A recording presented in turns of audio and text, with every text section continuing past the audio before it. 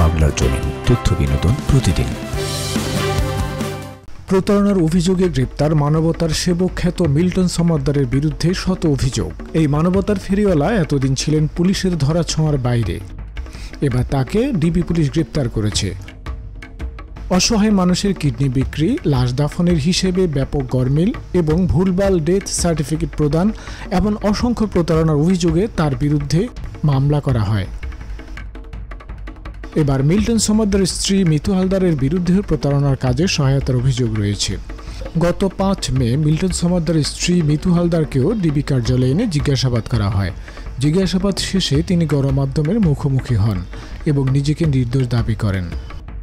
DB Harun বলেন, Milton সমাদ্দারের বিরুদ্ধে অনেকগুলো অভিযোগ রয়েছে যা বিভিন্ন সংবাদ মাধ্যমে উঠে এসেছে। বিশেষ করে তার বিরুদ্ধে মরদেহ নিয়ে অসঙ্গতি এবং জাল মৃত্যু সনদের অভিযোগটি গুরুতর মনে হয়েছে।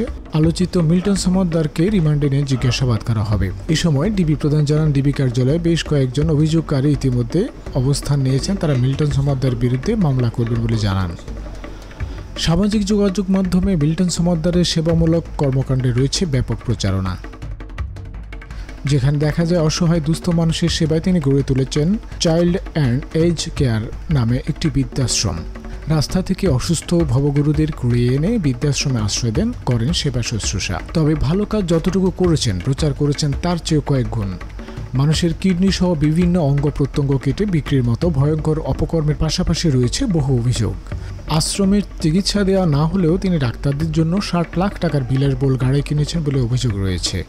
আশ্রমের মাধ্যমে এখন পর্যন্ত প্রায় 900 মরদেহ দাফন করা হয়েছে বলে দাবি করেন মিল্টন।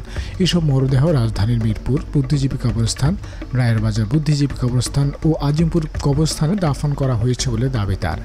তবে অনুসন্ধানে উঠে আসে মিল্টনের প্রতিষ্ঠানের মাধ্যমে মিরপুর বুদ্ধিজীবী কবরস্থানে সব মিলিয়ে 50টি মরদেহ দাফন করা হয়েছে। এছাড়াও রায়ের বাজার বুদ্ধিজীবী কবরস্থানে 15টির মতো মরদেহ দাফনের প্রমাণ পাওয়া গেছে।